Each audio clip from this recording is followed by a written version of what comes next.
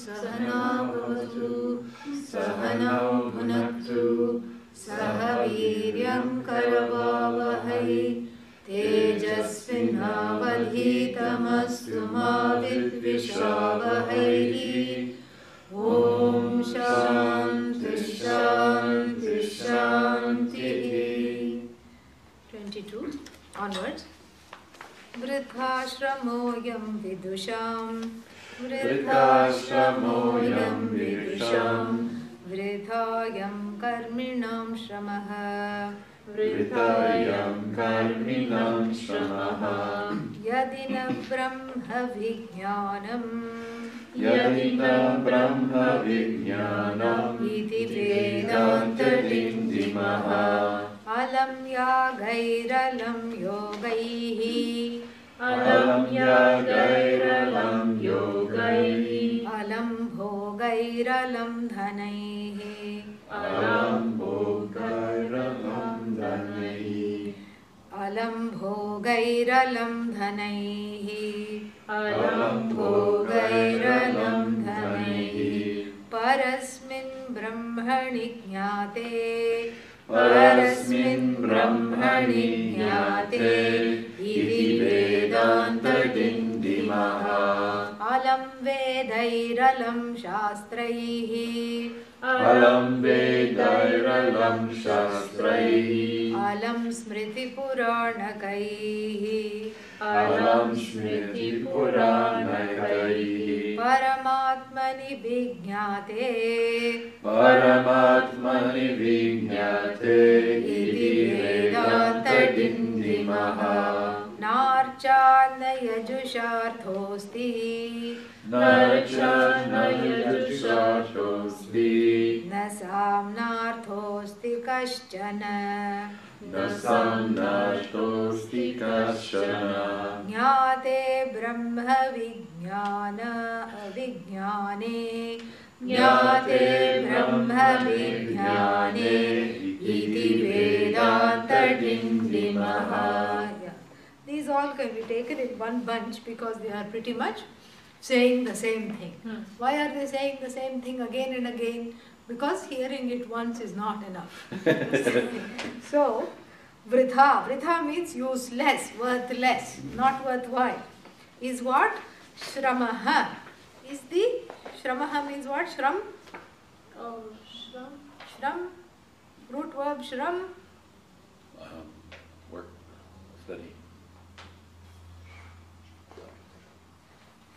Shram is to work, to exhaust, get exhausted working, to get tired. Shram, shrantaha. Yeah. And so, shramaha means to get, to work. Vridha shramaha, exhausting indeed is the work. Useless or worthless is the work of what?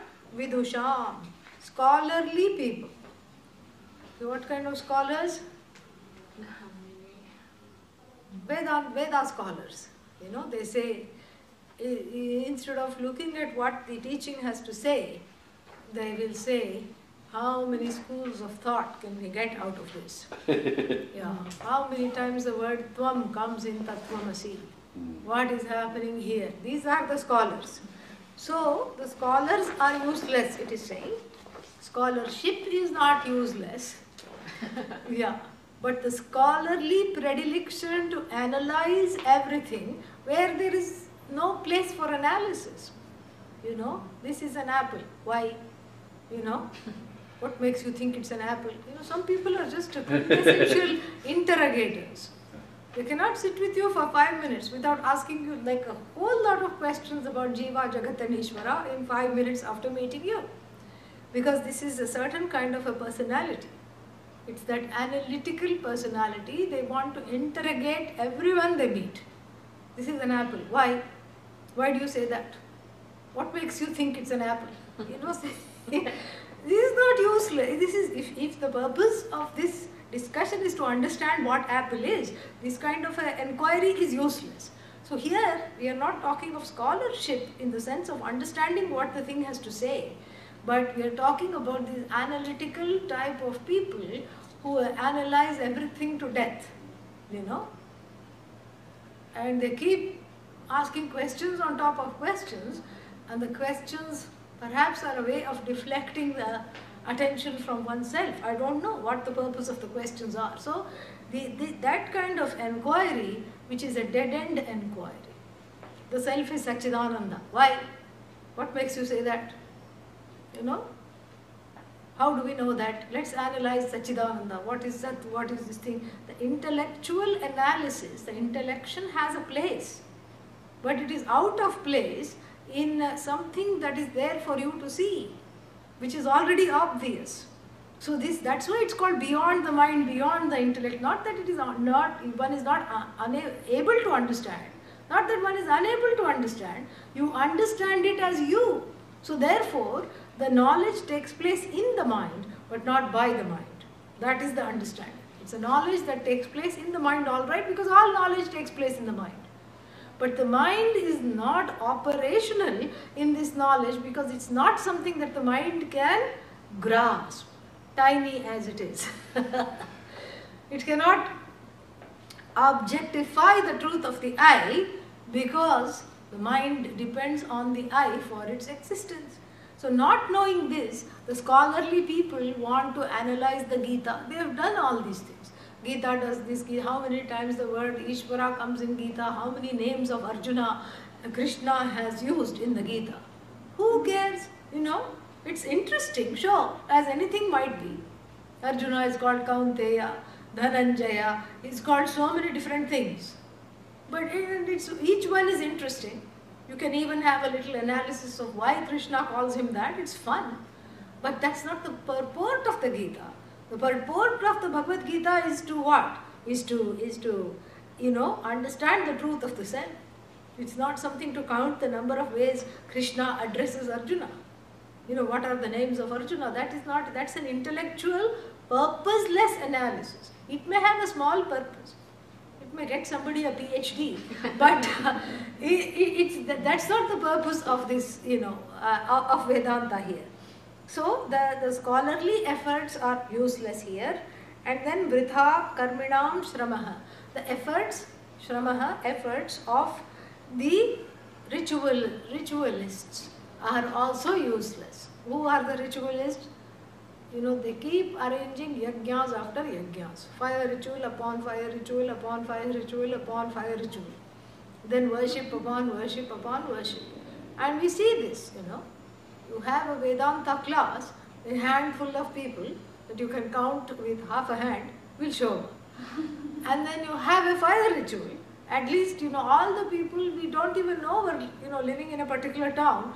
Everybody emerges from the woodwork. This is the difference. Why? Why is the fire ritual popular? Because in the feeling, it is the action. It's a good action. Some punya, some good karma is I'm going to get out of this. What am I going to get out of knowledge? But you're getting Satchidananda.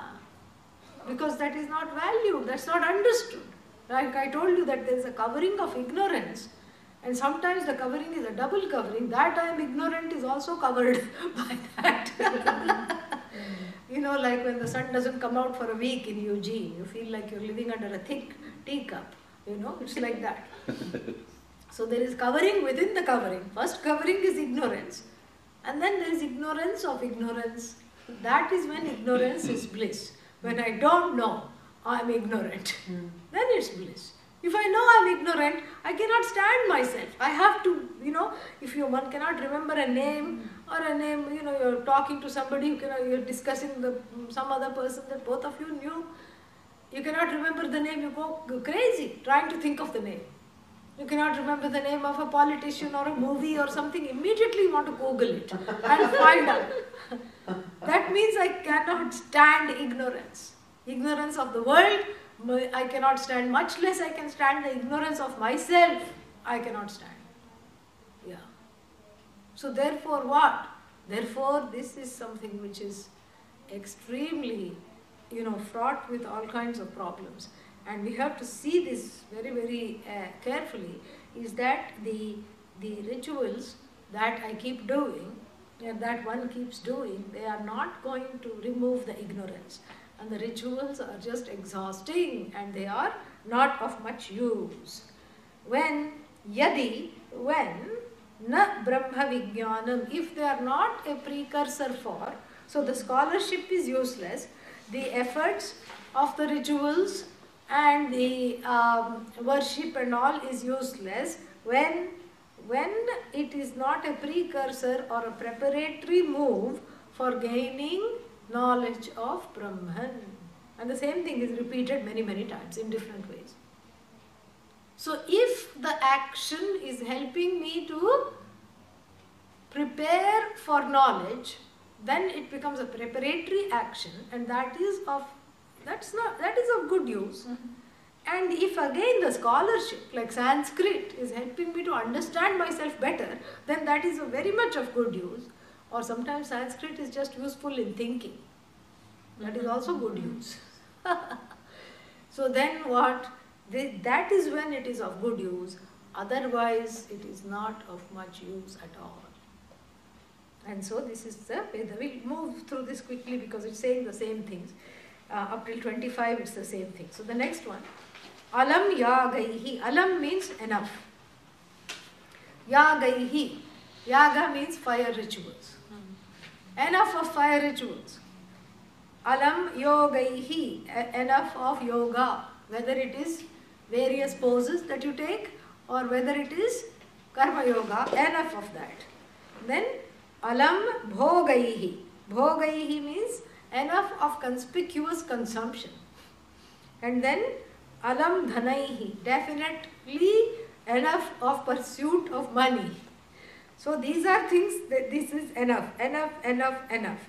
Say put a full stop to the following things. Is this? They're giving from the verses 22 to 24, no 25. 22 to 25, these 4 verses talk about a little prescription. If you really are ready to make the shift for knowledge, what do you have to do? So, put a full stop, No purpose is served by rituals, by yogic practices, by enough of, by consuming this sensory pleasures or this, that or the other, and certainly not by pursuit of various kinds of wealth. Because, why? Because once you have gained this knowledge, all the purposes are purposeless. All the things that you thought, all the pursuits that you thought were useful become useless in the light of this knowledge. This is the same thing that was said about the last verse also. So why is it useless in the light of the knowledge? Because the knowledge is what, like I said, gaining the pleased self. And if the pleased self is already pleased, then the money is not going to make the infinitely pleased self more pleased. How can it be more pleased? Because it was not displeased. And then the more pleased is what? Priya, Moda, Pramoda. That is the kind of level of, better, best, good, better, best. There are levels in being pleased. One can argue. But we have seen this in the Taittiriya Upanishad, that the levels are what? We are talking of that because of which the levels exist. Which is that Brahma Pucham Pratishtha, that Brahman which is the foundation of these levels of I am a little happy, little more happy, and I am the most happy. This is all within the realm of experiential happiness, the contact high. But really that doesn't take away from all the already infinitely happy self, which is not another experience. Oh, but how can I experience the infinitely happy self? If you want to experience the infinitely happy self, what will happen? It will become finite. It will become an object of experience. It will become finite. So the infinitely happy self cannot be experienced. Because it is you. I should not even say it cannot be experienced. It's being experienced all the time. It is you. It is that because of which all other small happinesses are recognized. And even when sadness is recognized, it's riding on the happy self, the sadness. The Ananda self is saying, oh, look how nicely I'm crying. It's the Ananda that upholds the sadness, the fear. So this is very beautiful to understand this. And so the infinitely happy self is what is already there, and infinitely happy self plus one more chocolate is not going to, is not going to make it more happy. And if you take away two more apples from it, it's not going to become less happy, because that is what is the meaning of infinite, that which defies addition, subtraction, multiplication, and all mathematical operations sees is what is known as infinity. And so therefore what? So therefore all these yaga, bhoga, yoga, bhoga, and yaga, raga, I'm adding to it. Yaga, raga, yoga, bhoga, all these, full stop, when the infinitely pleased self is recognized as I, then all these are purposeless, meaningless. And therefore what happens is that with a certain spiritual maturity, a certain spiritual growth, then what happens is that more often than not, one's tastes also start evolving. Yeah, you find that. The kind of things that one would watch, 5 years ago, one cannot tolerate now, because then there is a certain kind of an aesthetic growth as well. Because many times the kind of music that one would listen to earlier, no longer appeal. Why? Because one is not in that place anymore. And I'm not even talking of ragadveshans, but the more the penchant here is for the pursuit of the self, then everything becomes more or less, non-pursuable. It's like trying to, there's all these people who are around Pujya Swamiji, trying to find him something to get entertained by. He's not saying entertain me. He's not saying please entertain me. He is happy being himself, being with himself. But people want to entertain him. For what sake? For their own sake, really. And so they will take some new thing and show. And for 5 minutes, he's like a child. So he's just look, really? Oh, how nice. And then it's gone, And so the next year they may bring him the same thing, but he doesn't even look at it. Been there, done that, over, It's understood, assimilated, and there is nothing more to talk about. It's done. And so it's like keeping a jnani entertained with worldly, things. Then very quickly they will get bored, because they are not pursuing those things. They may look at those things just to make you smile, but they are not interested in those things like that.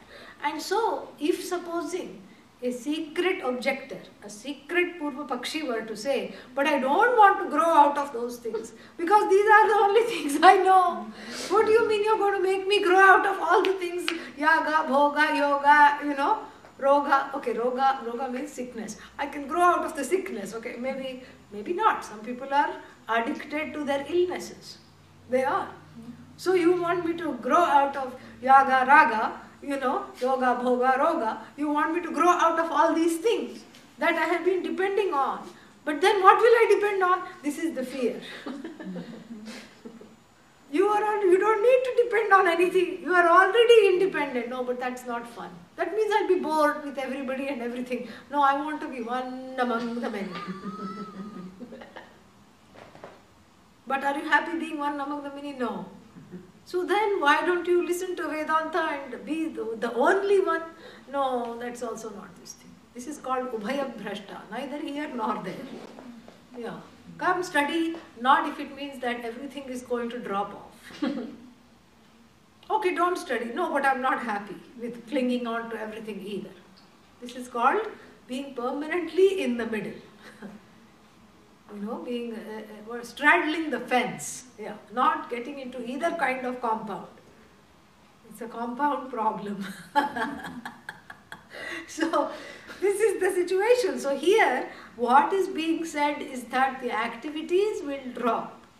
And why will the activities earlier thought of as completely dependent on one's well-being, for one's well-being, why do they drop off? That's not a bad thing. It's a sign of growing emotional health, that I have to depend less and less on outside people, objects and everything. I become the only source of my own entertainment, the main source of my own entertainment. That's a wonderful thing. But why is that a scary process? Because that which is to be pursued, the nature of that is not clear. That's why it's a scary process. Because I'm going to pursue this I, Which I? The unknown I. Well, how can you pursue the unknown I? You're going to pursue the known I. Yeah, but the known I don't like because it's discontented, it's boring, it's upset. So the unknown I is Satchidananda. So I'm going to pursue the unknown I and give up all the known comforts for the unknown I. This is the crux of the human problem. So for that, what do you have to say? What is the answer to the secret Purva Pakshi that has reared its head? What is the answer? What will you say to a person like that? Huh? Why should I give this all up for something that is not known? It is known. It is not unknown. It is known. It's the same I that makes you blissed out in sleep, correct? When you don't have any other, the competing mind doesn't compete. When the mind has been sufficiently put out of its own way, when the mind is able to get out of the way, then you don't have a problem with the self, really speaking. Same thing when you are happy, For no reason at all, sometimes you wake up happy. Why are you happy? Not that this should be a question that should be asked. But sometimes people wonder, because they are so used to the other one. This happened to me, The first job I had, and it was just a sad little town, sad little people, sad place. And everybody was kind of sad. And then, then what happened is that there was some kind of a staff meeting. Everybody had to go. So I also went. I just skipped into the room. I was just, bouncing into the room. And I took out my notebook and pen and sat down. And everybody said, "What's wrong with you? Why are you so happy?"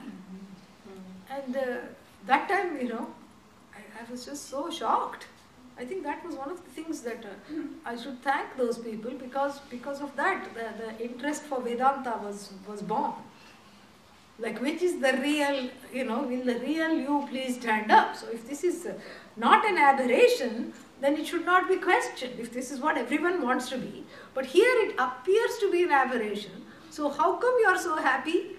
What is there for you to be so happy about? Meaning, the real question is, how come we are so sad and you are so happy? I didn't, I understood that. But the thing is, what do you say? It's not that they are students, they are just colleagues. So it's a different kind of a relationship. So anyhow, this is what it was a very interesting kind of a thing. So here, when one makes a kind of an analysis between the what is it that I really want and what is an aberration? Is sadness an aberration and is happiness really that what I want? Then what? And this happiness cannot be got through action, because actions I cannot control, much less the results of action. And then therefore I have to keep everything in abeyance. But here the knowledge of this self, which is already pleased, is what I am knowing, which makes me an emotionally mature and healthy person. A certain amount of emotional maturity is needed to receive the knowledge, but then if that is already there, the knowledge makes one of the nice effects of the knowledge. In addition to making you see that you are the whole, it makes you understand that you are emotionally, it makes you more and more matured, less and more compassionate, more accommodative, less dependent on other people's, personalities that you cannot control. So if you go on the road and somebody cuts you off in another car, immediately anger comes. How they can do that? Here I thought we were in nice, peaceful Eugene and they are doing this. You can get angry, correct? But really, in Vedanta what happens is that you recognize, this is why the Ishvara recognition is important. You recognize everything as a law of Ishvara, that law which is the non-separate from the creator of the law.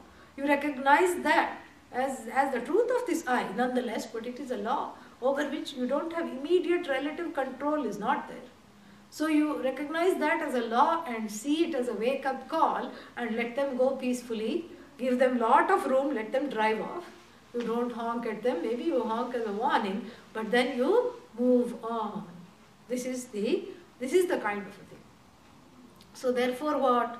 So therefore we have to see this very, very carefully, is that with the growing recognition of the pleased self comes a certain kind of an independence that one really wants. But this is not the kind of independence where I live in my own little cubicle, calling it a house, and then I drive another cubicle called a car, and then I go by myself place to place, and I don't need anybody. But that's just a false veneer of independence. Even though that gives a certain freedom, it's a very kind of form of a finite freedom. It's not real freedom. The real freedom is, it doesn't matter how many people are around you and in what crazy ways they behave, you are free of their influence. That is the real freedom. So it's more of an interdependence, physical interdependence you recognize, but an emotional independence, a spiritual independence. So therefore, these yoga, bhoga, raga, all these things, yaga, are useless, because in the light of understanding the truth of the self, the pursuits which gave you joy because you dependent upon them are not there. But what is there is the joy. Why? Because it's an independent joy that cannot be quelled, that is always there. So you don't need the thing to make you, it's like a sleeping pill. You need the sleeping pill. Why? Because you cannot sleep. Supposing the doctor said, after 3 months you will not need the sleeping pill. Oh, no, but that means you can sleep on your own. Same thing here. On your own you are delighted without taking recourse to these pursuits. So what happens to the pursuits? They drop off. They resolve into you. That's a better way of saying, because drop off means everybody has anxiety. I want the anxiety to drop. So there's nothing to drop off.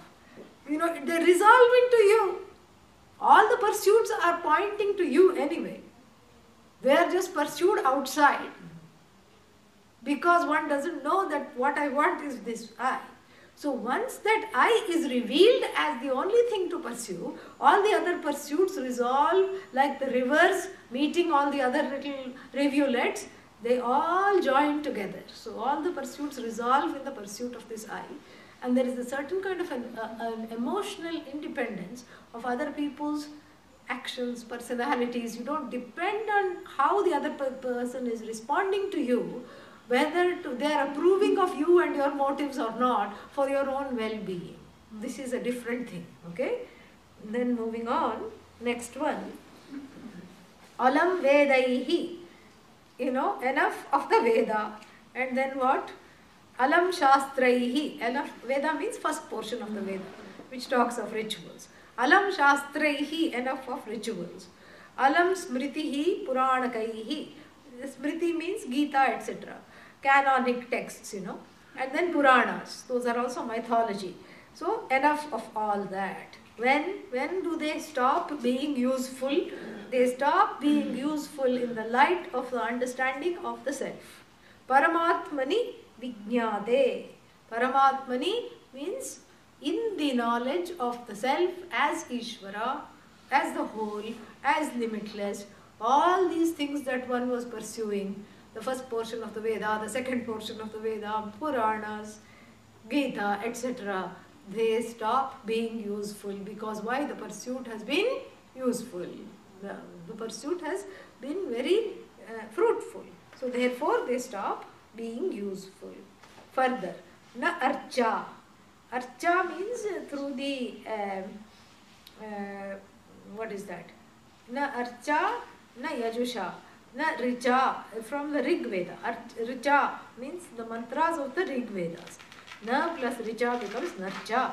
So, na richa, not by the Rig Veda, na yajusha, not by the Yajur Veda, arthaha asti, any purpose is served. Na samna arthaha asti kaschana. Neither by the third Veda, which is the Sama Veda, anything is there. any purpose is served. When the understanding of the self takes place, then all these are step ladders for understanding. So once you have gone mountain climbing, you don't need to hang on to the rope, yeah. The rope is an aid, yeah, much less the snake. So you don't need to hang on to that after, achieving this. And we have a Vedic example also for this. And what is the Vedic example? Very interesting. The Vedic example is that of a funeral groundskeeper who, when the funeral happens, they put the dead body on the fire. This is a crematory culture. So you put the dead body on the fire and the relatives will sprinkle some holy water, say some prayers and all, and then they will go away because the body takes 6-7 hours to burn fully. And then the next day they will come back to collect the ashes to be strewn into the river or wherever the person had, usually a holy place or a river, the ashes are strewn. But then the next day they will come back. And very rarely do the family members will sit there or stand there and watch the whole body burn, because they'll go back. And usually what happens is that when they go back, the funerary groundskeeper is the one who has to watch the whole body burn. And and one famous king whose name was Harishchandra was a truth teller. This is it's a real story in ancient India. He was a truth teller and he never really took recourse to adharma or lying in any way. And then it seems that there were some forces that wanted to test him. This is a Puranic story, speaking of the Puranas. It's some ancient history which has become mythology. So then there are, mythology when the gods and the demons enter the situation. So here, he was so truthful that the gods decided to test him. And this is how the story goes. So then they robbed him of the kingdom. He lost his kingdom. Then he did not curse anybody and did not take recourse to anything. And they made him poorer and poorer, one after the other. So many trials he had to have. Lost all jobs, anything that came, even the fruit which he picked from the tree, one bird would fly and take it away. So, he had to really work hard to feed his wife and small child, only son. And then he kept on having to face trials. And then one time they were sleeping in the forest, the three of them, and the child was bitten by a poisonous snake and died. And by this time he had got a daytime job or a nighttime job, I forget, as a one shift as the funeral groundskeeper. And so then, the story goes that his wife brings the child. Our child has died, please put it on the fire. And he says, not without the fee. You have to give either a bag of rice or a piece of cloth, which was the fee in those days, which he had to collect on behalf of the owners.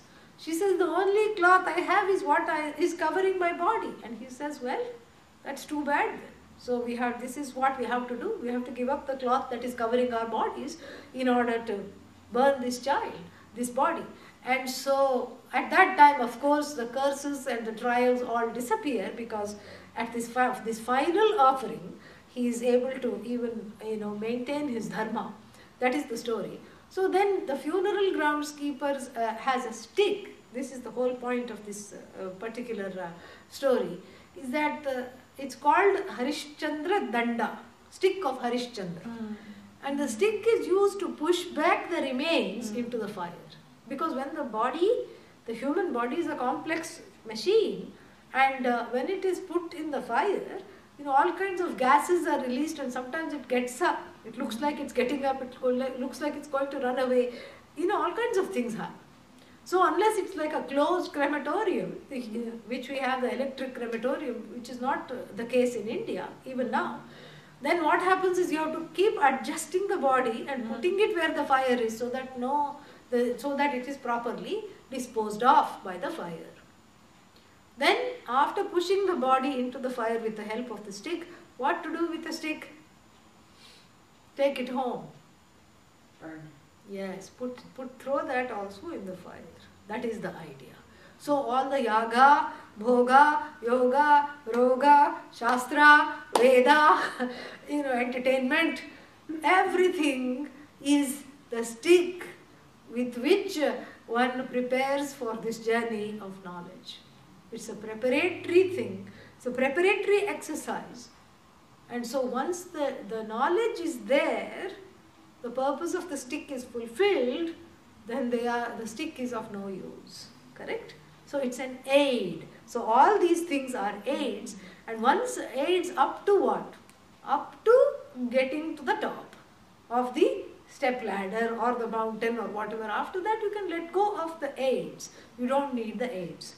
So like that, like even taking the plane. Once you get off the plane, you don't look longingly at the plane. Oh, how nice it was. It carried me here. Let me sit again in this seat. And just, what a nice plane. You can't wait to get off, right? You've discarded that plane. That is what is the dropping off. Because you've already reached where you want to go, and the medium that took you there has no longer any importance. So not that the Vedas are useless, not that action is useless, not that meditation is useless. They are useful only up to a certain point. Once the knowledge is gained, they are of no more use.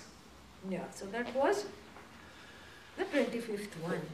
Now, कर्माणि चित्तशुद्ध्यर्थम् एकाग्र्यार्थम् उपासना मोक्षार्थम् ब्रह्म विज्ञानम् इति वेदान्तडिण्डिमः. This is also interesting because then the question might arise, another objection might arise. What is that other objection? So then all this is useless, then why should I get up in the morning? That's an action. Why am I getting up in the morning? Why am I doing all this? So the actions have a use. Meditation has a use. Knowledge has a purpose. All of them have their purpose in their own way. The action and the meditation helps you prepare for the knowledge, that's its purpose. So, karmani chitta shuddhyartham ekagriyartham upasana. So, the actions have a twofold purpose, is what is being talked about here. There are two purposes of the action.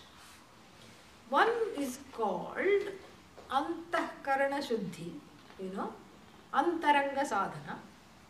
And the other one is called Antahkarana Shuddhi, both of them lead to.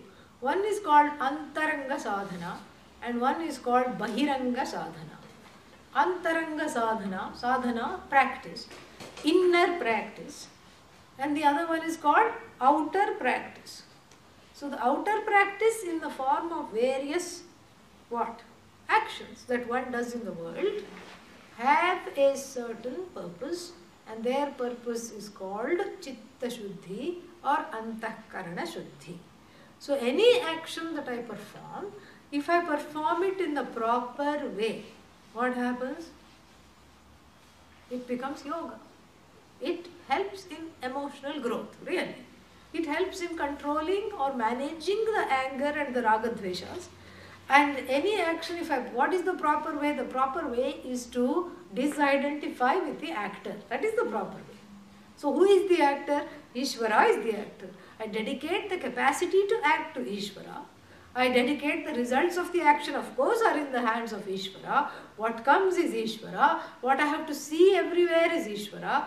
Everything is Ishvara. And it's Ishvara. All the way is Ishvara.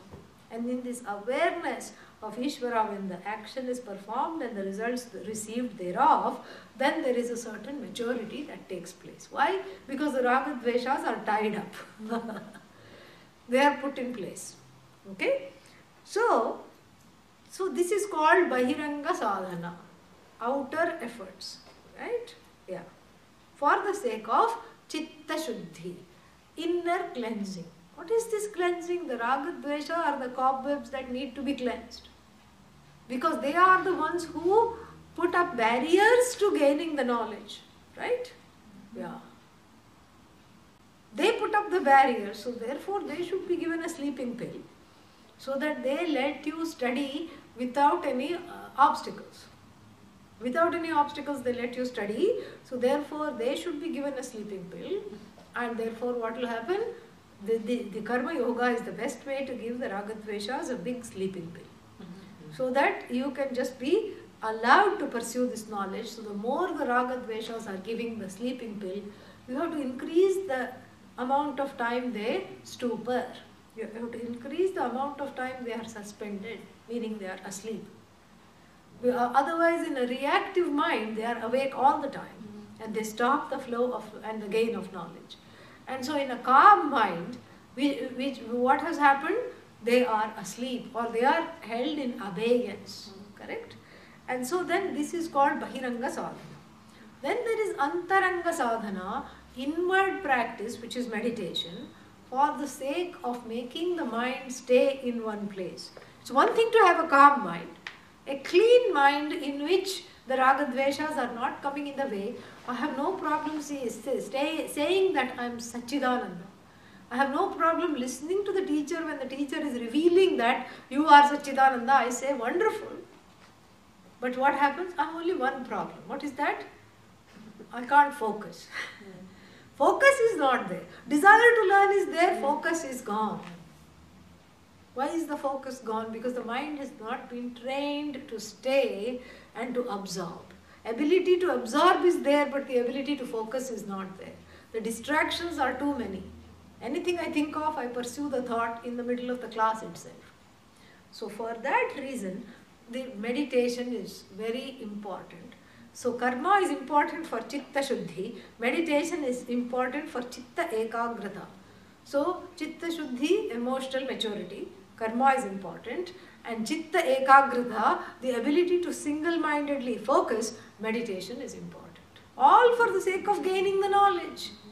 So it's not that gaining the ability to focus, the mind, then after that what does one do? Nothing. No, that focus, the ability to focus is then put into practice while listening to Vedanta. Because listening to Vedanta itself is a practice. But for that practice, I need to have some muscles. And these are the ways to build up the muscles. One is to drop or to suspend or sequester those tendencies that come as a parallel, competitive reality to the knowledge. That I am the whole. To learn to suspend those tendencies, and that happens by doing things that I normally don't like to do, but I make myself do them because I have to do them. Like getting up, I have to do, Brushing teeth, I said, you can see it as an act of social service. Shower, brushing teeth, etc. Because why? Other people benefit, even if you think you don't benefit. And so you have to do certain things. You have to prepare food, you have to eat food, you have to, most people have to go to work. There are certain things you have to pursue. So these actions that are pursuing, so that they become drudgery when the Ragadveshas get into play, into interference. So when the Ragadveshas are kept aside, when I see it as an offering to Bhagavan, I have to do this, I am not doing this, you are doing this, you be my hands and legs. Make me an instrument of your own actions.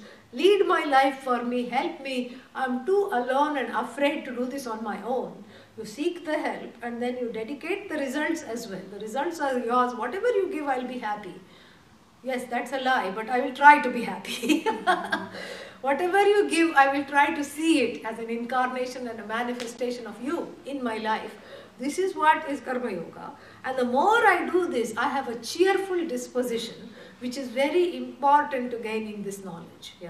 Because when you hear you are Ananda, you can't sit like this. Yes, I am Ananda. I am joy. Yeah. Next. You are Sat. This is not the thing. Because the subject matter is you. And the subject matter is your own nature, which is deliriously happy without any reason. That is your nature. So that has to show.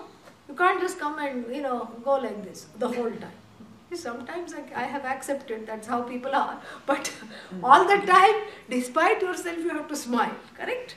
And so therefore what? This karma yoga helps to let in the knowledge. So even if one is feeling like this inside, one is able to push the override button through Chitta Shuddhi and be in the place of receiving the teachings without letting how one actually is feeling come in the way. This is a great blessing of Karma Yoga.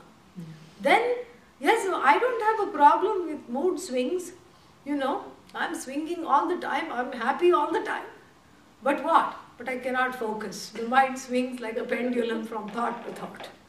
Happily distracted. That's what I am. That is also of no use. So I should have emotional maturity, Shama, Dhamma, Titiksha, all those qualifications to be able to listen. I should have Karma Yoga, but at the same time I should also have the mind that can focus. So therefore the meditation gives the mind the staying power to stay with the knowledge until I am blessed with it. Yeah. And not to quit before that. That staying power comes through meditation, that is Antaranga Sadhana, Bahiranga Sadhana, emotional maturity and the gain of qualifications. So for this, yoga, bhoga, raga, yaga, even roga are important. They fulfill their purpose. And then what? So then so karma has its place. It is to give you emotional maturity. Then upasana, meditation has its place. It is to prepare you for the knowledge by giving you focus. But what should I do for moksha? Huh? Study Vedanta. So the study finally is for gaining moksha. Thus spake the drum roll of Vedanta. This is really rolling. Look at how many we have completed. Yeah. People who missed this time, they will be shocked. What? You went from 20 to 27? How did you do that? This is a very nice one. Sanchita gami karmani dahyante jnana bandhina prarabdhanubhavan mokshah iti vedanta dindimaha na punya karmana vriddhihi na hanif papa karmana nitya sangatmanishtanam iti vedanta dindimaha buddhipurva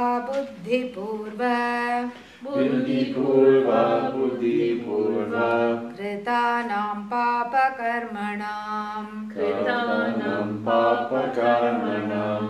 prayaschittamaho jnanam iti vedanta dindimaha. Yeah, these three verses 27, 28 and 29 also go together, like 22 to 25 went together, 26 to 29 go together. They are all about the place of karma in the knowledge, correct? And what happens to this karma. Because one of the reasons people don't take to knowledge is because they feel bound by a sense of duty. Yeah. Because they feel they are doing things. That's why you have to say, keep telling that I am not doing it, even if it's lip service, keep saying Ishvara is the doer. What will be gained out of that? You can get out of the way. Because otherwise, one starts to feel indispensable. Is that a good thing? No. Because this is a setup. A setup for disaster is when you start feeling indispensable. First there is a good feeling. Oh, without me nothing will happen. And then one finds out the truth. Oh, indeed, without my doing nothing is happening. Oh, I am tired. I don't want to do any longer, but I can't let go. It's like, somebody took a sip of hot ghee. Oh, they gesticulated because you cannot talk when you have big sip of hot ghee in the mouth. They gesticulated wildly, saying, "My mouth is on fire, help." And so the person standing next to them said, "Please spit it out." "No, too costly." They made a dollar sign. "Too costly. Swallow it." "No, no, no, too hot." Too hot to swallow, too costly to spit out. So therefore one suffers. This situation is somewhat like that. What situation? The present situation in which we find ourselves. What is that? I cannot give up action. Okay, continue to do it. I don't care to do it. I cannot give it up, but I'm exhausted and I want to continue to do it, but I want to continue to complain as I do it. Yeah. And people feel that they have a right to complain. What? I went for work for 8 hours, can't I complain for 1 hour? This is what the whole thing is. Then don't do it. No, how can I? Same thing with everything, it's like this. Oh, these children, they don't listen. First of all, why should they listen? And, that's a different discussion altogether. They did not sign a contract or put a toe print or a thumb print when they were born and said, "I'm going to listen to everything you say." But, they don't listen. That's a different discussion. We're not going to get into that. Okay, let them not listen. No, how, how to this thing. Okay, don't have children. No, how to not have children. Okay, have children, no, but how to take care of them. This is the problem. Same thing with marriage. Okay, leave the person. No, how to leave. Okay, live happily with them. No, how can I live happily with them? Their nature is such that, they are like a personal rain cloud. You be around them, they rain on you. And you feel damp just by being next to this person. Okay, leave them. No. This is in the middle all the time. And this person is the one who is called Karta, means identified with the doer. And it's very difficult to let go. But really speaking, you are not holding up the earth. You are not even holding up your own house. That's why you should not even be called a householder. Held by the house held, but not householder. Oh, but I pay the rent, I pay the mortgage, I pay the fees, I pay the taxes. How are you paying? Because I have a paycheck. How do you have a paycheck? Because I work. I worked for so many years. That's how I have pension, paycheck, whatever I have. Yeah, I earned it. How did you earn?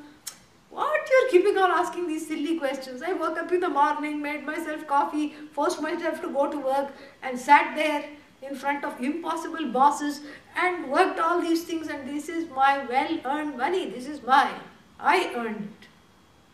So, how did you get up in the morning? I kept the alarm, which I bought with my money. It gets very crazy. So then the alarm woke you up? No, I woke up. Alarm was just helping. I woke up with all the hard work. This is the, as soon as you start saying that, then the ridiculousness of this, the whole, how ridiculous this whole argument is, it unravels in front of oneself. It unravels. Because the alarm is, first you say, I woke up. The alarm woke me up. And then I bought the alarm. But really speaking, what wakes one up is what? It is actually karma wakes one up.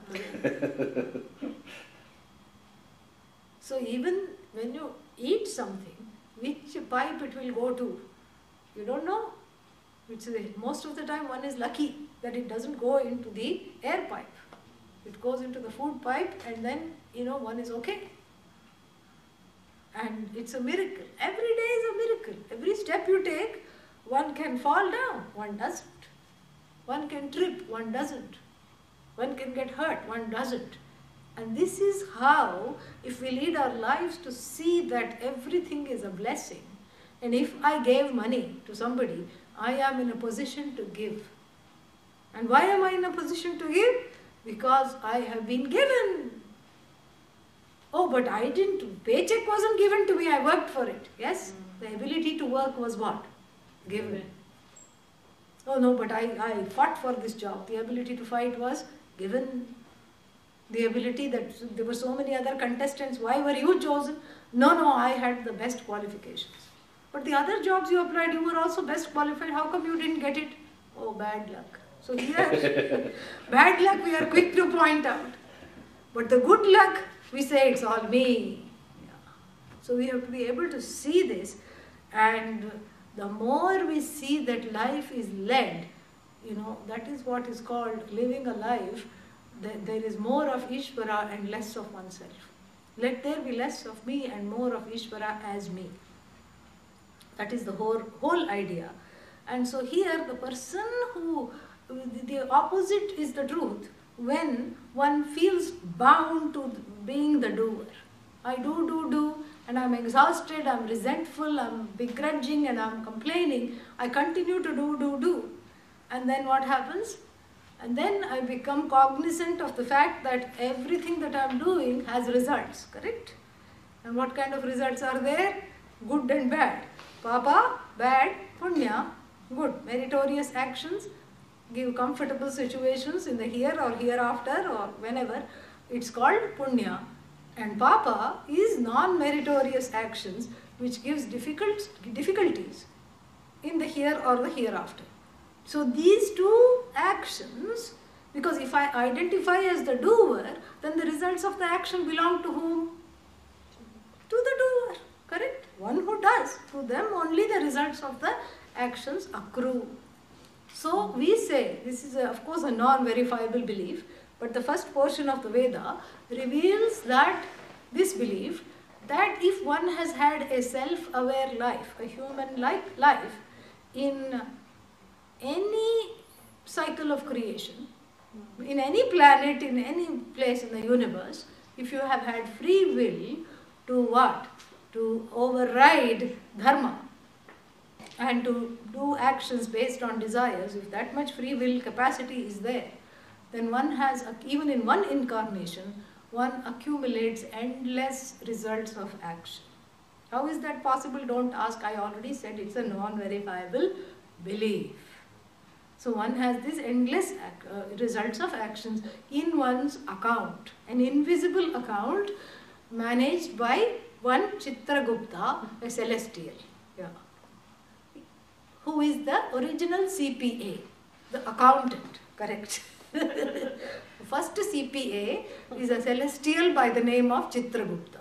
Even today, Gupta surname in India is associated with accounts and accounting. Even today. It's very interesting. Yeah.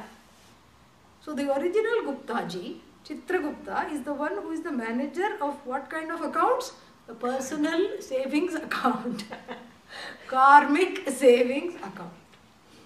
Of course, it's being a celestial, the accountant is infallible, and the infallible accountant is not going to make a mistake and put papa for punya and punya for papa, etc. So the papa and punya are in their own debit and credit accounts, correct? So there are, we say, three kinds. The karma is divided into three kinds for ease of understanding. So the karma in one's name, the endless amounts of karma, is called Sanchita. Sanchita means collected, nicely collected, literal meaning. Samyak chitaha, sanchitaha. Nicely collected through all these lifetimes. There is a huge burden of all the, good and bad. Good one, of course, nobody is worried about. One is only worried about the adverse karmic results. It is called Sanchita. It's like a big ball of pizza dough, huge. And out of that you break off enough dough to make one pizza, right? That is called prarabdha, one incarnation. That goes into the oven. And then what?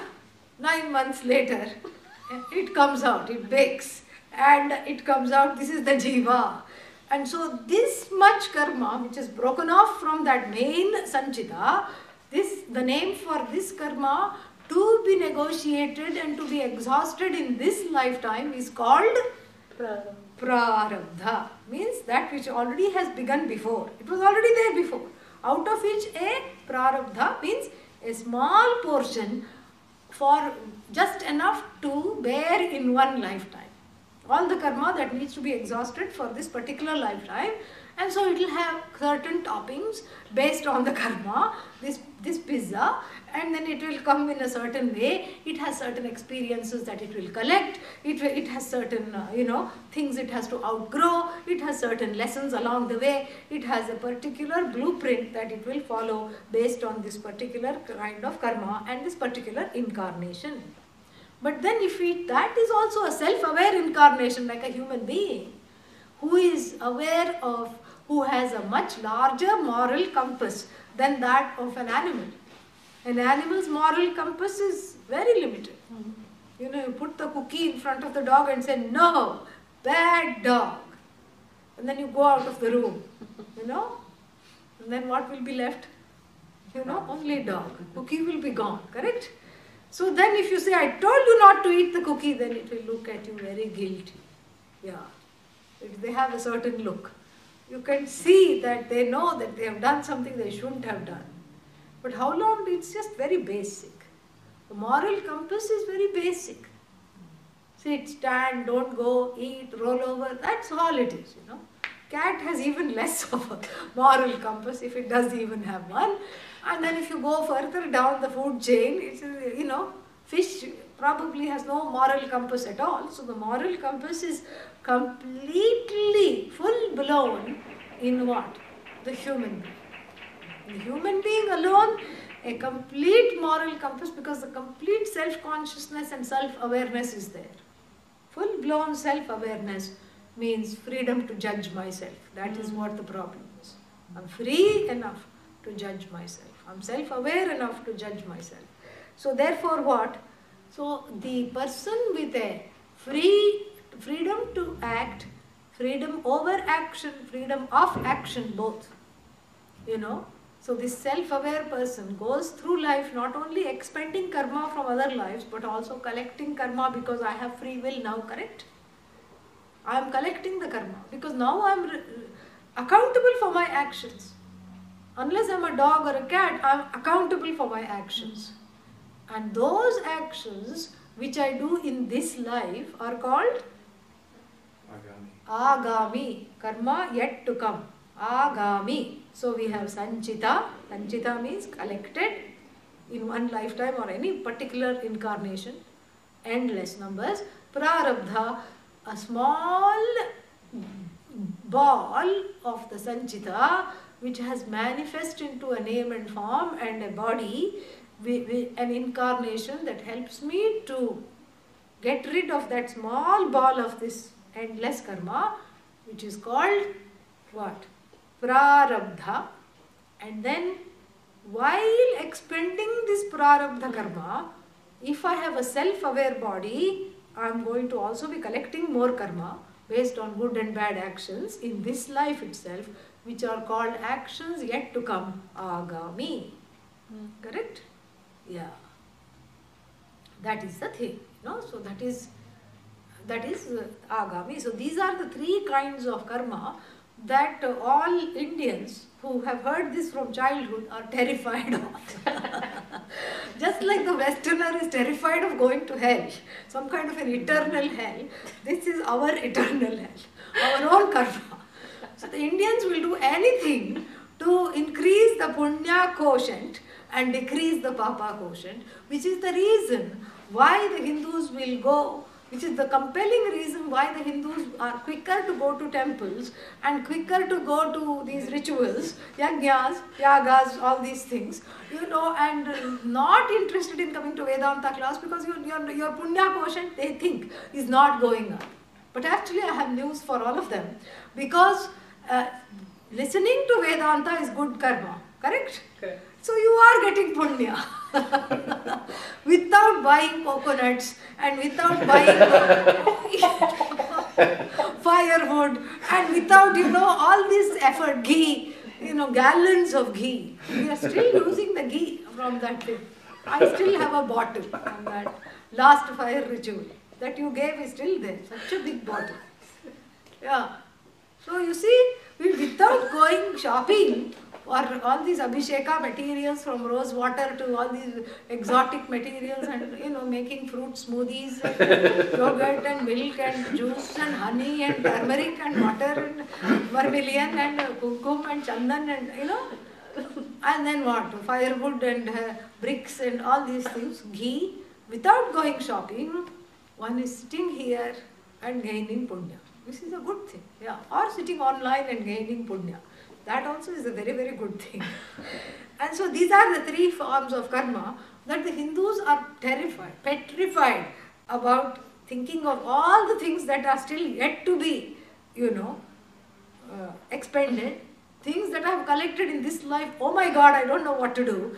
And then things that are yet to come in this life from what is the prarabdha, which I don't know, which are going to fructify in the future. Oh, Ishvara, help! This is the turmoil. And so the verses 27, 26 onwards, which talk about karma, 26 to 29, talk about the ways in which the karma is all cancelled. The karma accrues to the one who says, this is my bank account. Right? Yeah. If you disown your bank account, and if somebody is keeping on putting monthly deposits, it cannot come to you. It's like I have told you this so many times, like a dead person on the ballot winning the election. This happened this cycle in some, city council and lower levels, not at the higher levels. Maybe even one or two Congress representatives, they were on the ballot, they died, it was too late to take the name off the ballot, and actually they won the election. So who is the winning? It doesn't accrue to them. So the thousands of votes, let's say they got 265,000 votes, those 265,000 votes don't attach to them at all because that person is no longer there, correct? And so to here, the karta is no longer there, the doer is not associated with the doing. The doing not being the ultimate cause here. The doing not being ultimate. Who is the one? The doer is the one who keeps shifting from doer, hearer, thinker, seer, listener. And I don't focus on the do, think, hear, listen. I focus on the ER, which is constant in all of them. So the doer gets replaced by thinker, gets replaced by waker, by sleeper, by dreamer. The constant Atma is actually the suffix, which is ER. The constant is not the substantive. The constant is the suffix. And so the doer is the same ER coming after the word do becomes doer, correct? The same ER coming after the word dream becomes dreamer. Doer, dreamer, seer, hearer, thinker. The ER is I, and the other things come and go. When I know this, no karma can accrue. The knowledge gives the person a Teflon body. What is a Teflon body? Non-stick. Yeah. There was one mafia fellow in Massachusetts, his name was Teflon Don, because they would try to catch him and no accusations would stick. He was very clever. Yeah, he would wiggle out. So like this, the karta, when I don't identify as the doer, when I identify as that infinite ER, that is as though doing, as though hearing, as though listening, as though seeing, sleeping, dreaming, waking, then what? Then nothing of the karma can attach to me. This is a very beautiful set of verses, and we will see them next time. Om Purnamada Purnamidam Purnat Purnamudachyate Purnasya Purnamadaya Purnameva Vashishyate. Om Shanti Shanti Shanti. Harihi Om Shri Gurubhyo Namaha. Harihi Om. What is the first January? Tell me the date, please.